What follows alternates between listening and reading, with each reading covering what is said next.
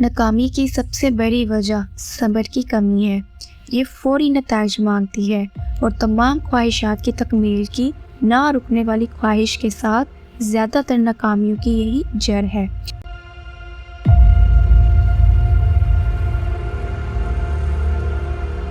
हकीकत ये है कि कामयाबी में वक्त लगता है। बड़ी कामयाबी के लिए काफ़ी वक्त दरकार होता है।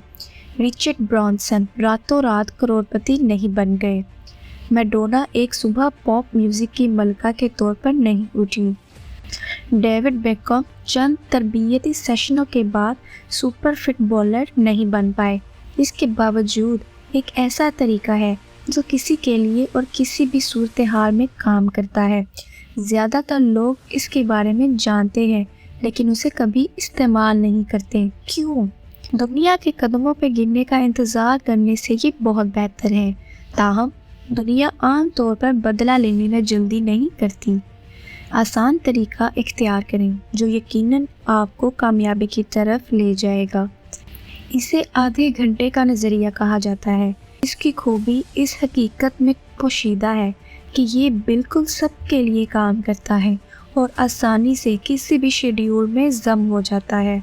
आम ख्याल ये है कि आप आधे घंटे तक हर रोज़ एक छोटी सी बात को सोचते हैं और फिर आहिस्ता आहिस्ता उसे मज़ीद पेचीदा बना देते हैं। ऐसा ही है, लेकिन आप हैरान होंगे कि कितने लोग इसकी ममनूइयत को जाने बगैर इसकी बात करते हैं। इसका मतलब ये हो सकता है कि आप रोज़ाना आधा घंटा पढ़ने में सर्व करते हैं।